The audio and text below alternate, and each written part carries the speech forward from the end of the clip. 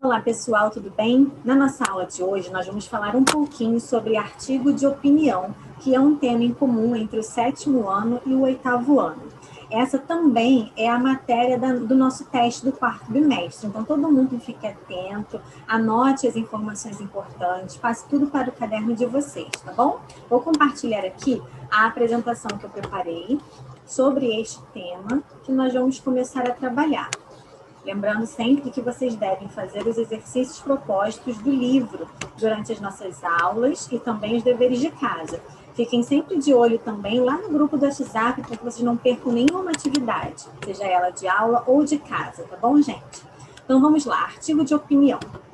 É um gênero discursivo argumentativo, e toda vez que a gente ouve falar nessa palavra argumentação, argumentativo, nós temos que ter em nossa cabeça que a argumentação é a defesa de uma ideia, a defesa de uma tese, que tem por objetivo expressar o ponto de vista do autor, que nesse caso, o autor do texto, né, um texto de artigo de opinião, vai ser chamado de articulista, que o assina sobre alguma questão relevante em termos sociais, políticos ou culturais.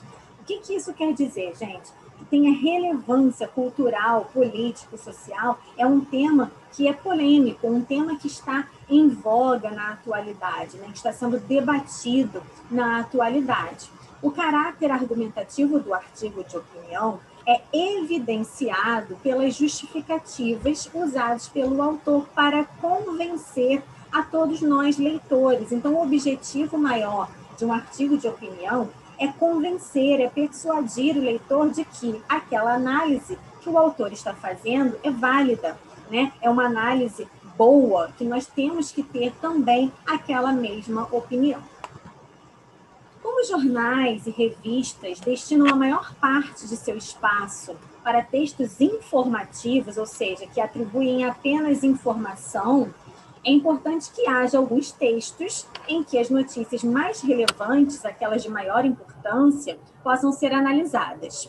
É essa a principal função do artigo de opinião.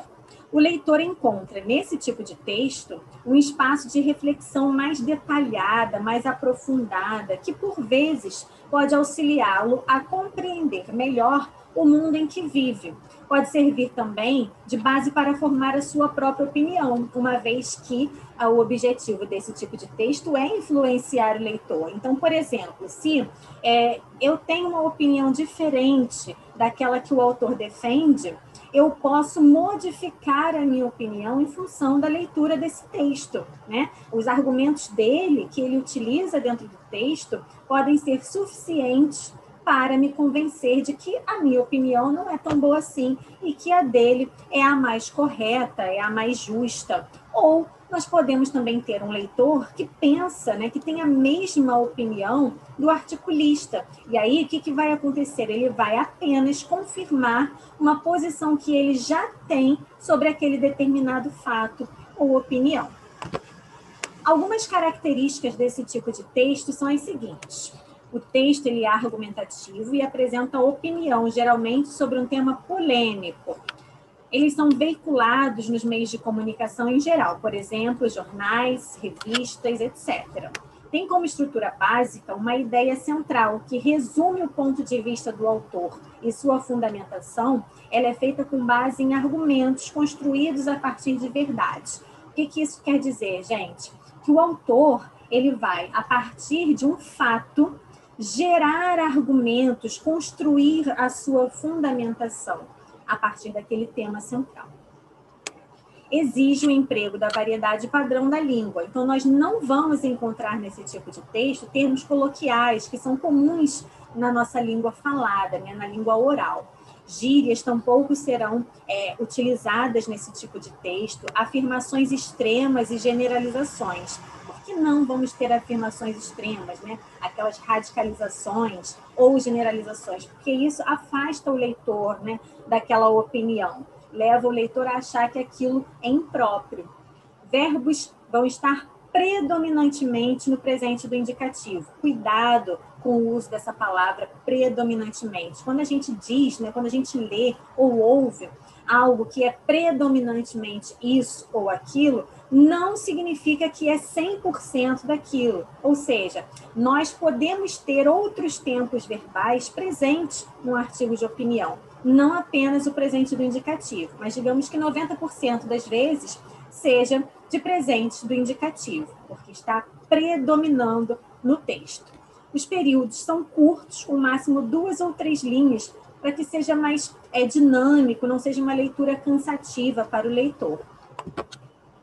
E o uso da primeira pessoa do plural é comum quando o autor quer se incluir, né, mostrar inclusão dentro do seu discurso, ou quando ele quer mostrar um pouco mais de distanciamento, ele vai utilizar a terceira pessoa do singular.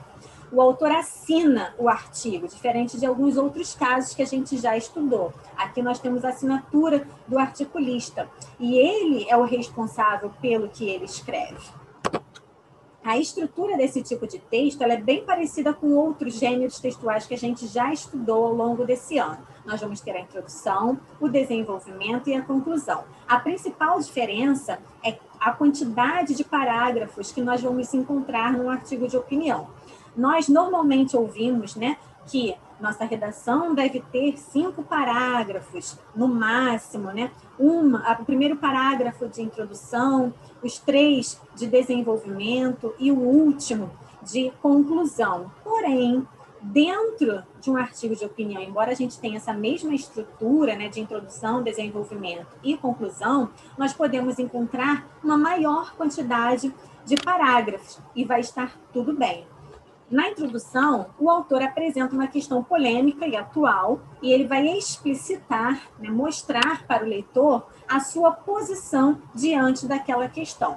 No desenvolvimento, ele vai utilizar argumentos para convencer o leitor de que ele está correto, de que a sua opinião deve ser seguida.